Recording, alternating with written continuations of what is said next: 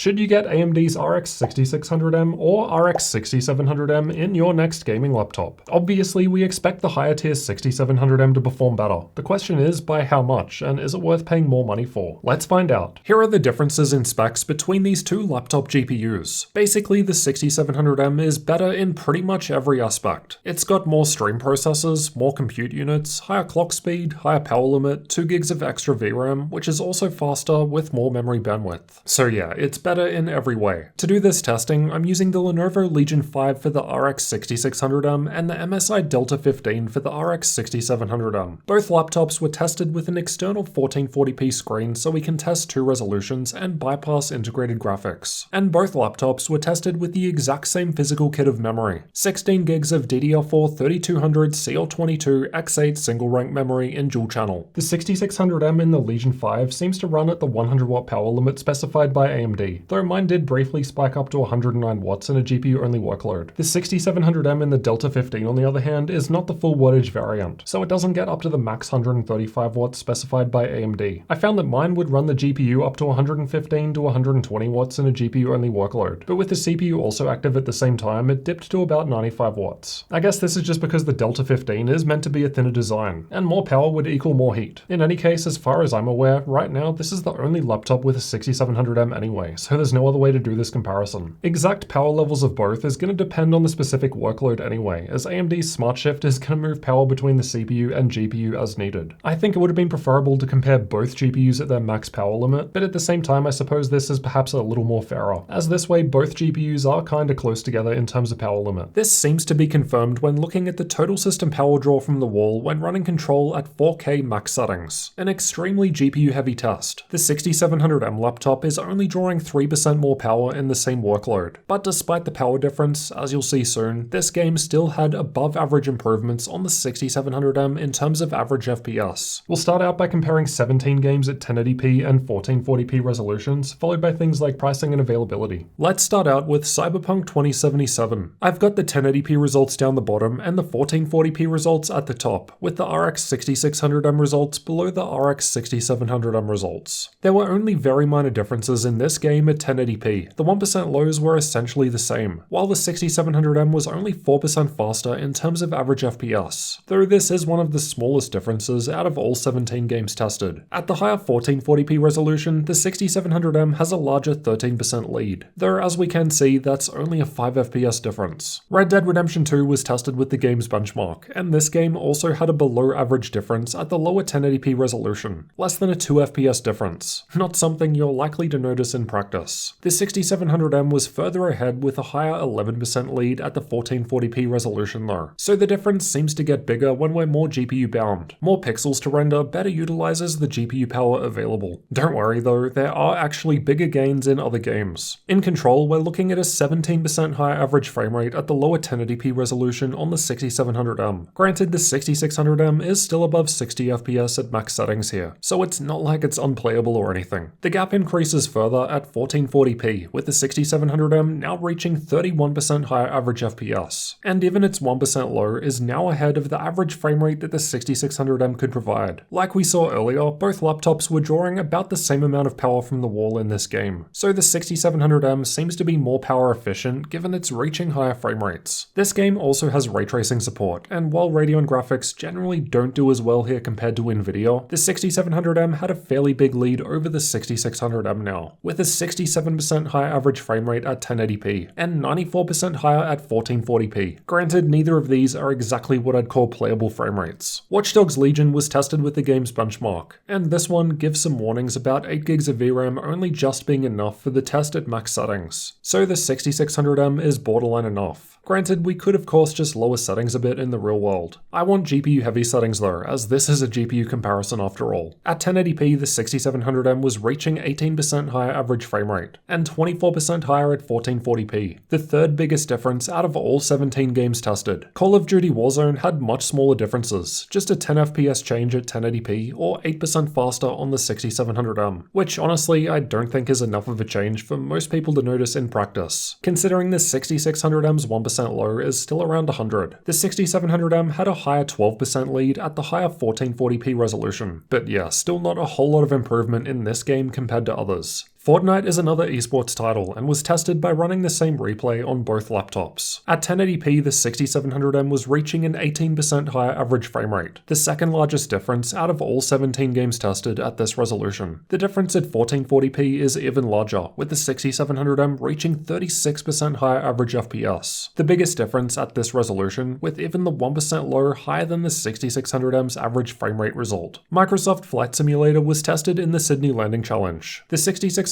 was still reaching 60 FPS at high settings when running at 1080p. The 6700M was 8% ahead, or like 5 FPS, so nothing major. The difference isn't much larger at 1440p in this one. There's less than a 5 FPS gap here. Assassin's Creed Valhalla gave some strange results. At 1440p, the 6700M was a little ahead, as expected, but at the lower 1080p resolution, the 6600M was actually in front. I'm not exactly sure why this was the case, and although I don't have the 6700M anymore to retest, the 6800M got 87 FPS here. I double checked the specs of both GPUs, and the 6700M is technically better in all regards. So the only thing I can think of is if this is related to a power limit difference. As discussed earlier, the 6700M in MSI's Delta 15 isn't a full wattage part, so perhaps it's not as efficient with less power or something. But that's just pure speculation on my part. This wasn't the only game where this behavior was present. I saw the same deal in Battlefield 5, and although small, the 6600M was clearly ahead at the lower 1080p resolution. Not quite the same thing in Borderlands 3, but at 1080p, the 1% low at least was ahead on the 6600M, while the average FPS from the 6700M was just 2 frames higher. At 1440p, the 6700M had a 12% lead, so perhaps it's a CPU power limit difference between the laptops to some degree, as these sorts of things would matter less when there are more pixels to render at higher resolutions. Instead of talking through the rest of the 7 games individually in depth, I'll just blast through them so we can get into the average differences, as that's more interesting. Even if all of this testing did take many hours to complete, a larger selection of games is important to help get a better rounded average. Feel free to pause the video if you want a closer look at these additional games. On average, over all 17 games tested at 1080p, the higher tier RX 6700M was 9% faster than the RX 6600M, so not a huge difference, though 2 of the games down the bottom were technically ahead on the 6600M. But those seem like outliers and are probably due to the specific laptops I'm testing. Most games did better on the 6700M as expected though. In the best case, the 6700M was reaching 20% higher average frame rate in F1 2021 at the top of the graph, stepping up to the higher 1440p resolution, and the 6700M now had a larger 16% lead on average, with up to 36% in the best case with Fortnite at the top of the graph. Though as you can see, it could vary a fair bit depending on the specific game tested. Generally speaking, 1440p needs more GPU power to run, so it's not surprising to see a bigger difference between both GPUs compared to 1080p. Great, so the 6700M performs better than the 6600M, surprising no one. The real question is, how much more does it cost, and is it worth paying for? Prices of both will of course change over time, so refer to those links in the description below for updates. At the time of recording, Lenovo's Legion 5 is on sale for $1,300 US, but that's the starting price with 6-core Ryzen 5 processor and 8GB of RAM. The configuration I've tested is about $115 more. The MSI Delta 15 on the other hand actually ends up being cheaper owing to a current sale, but without the sale it would be more expensive at $1,600. From a cost per frame perspective, the 6600M is a little better value if the 6700M is at full price, but with the Delta 15 on sale it ends up being a better deal. At the higher 1440p resolution, the 6700M in the Delta 15 is better than the 6600M in the Legion 5 in terms of value, even assuming you're paying full price for the Delta. Of course, there are plenty of other differences between these laptops than just the GPU that's inside. For instance, the Legion 5 has a MUX switch while the MSI Delta 15 does not. I'm just comparing GPUs in this video and I'm aiming to do it in a fair manner. So if you actually want to see all the details about the Delta 15 and the Legion 5, then you can refer to the full review videos linked in the description. Unfortunately, I wasn't able to cover FSR in time for this video because, as you might have noticed, this 6700M laptop is gone. I actually filmed the intro to this video a couple of weeks ago because MSI needed it back. And unfortunately, that was just before Far Cry 6 launched, as I have been using that to test FSR lately. As for the VRAM differences, in most cases, I don't think the differences between 8GB in the 6600M and 10GB in the 6700M is gonna be that big of a difference. The simple fact is, I think 8GB is still plenty today even for the higher 1440p resolution, though this could of course change over time. And we only really saw it starting to become a limit in one of the games. So yeah, I don't think I'd personally decide based purely on the VRAM, but hey, at least the 6600M still has more VRAM compared to the 6GB in Nvidia's RTX 3060. You can find out how the RTX 3060 compares against the RX 6600M in this comparison over here next. Both laptops were tested in the exact same chassis there, so I've been able to fairly compare things like thermals, battery life, and more. So I'll see you in that one. Otherwise, I've also compared the RX 6700M against Nvidia here if you want to see the differences.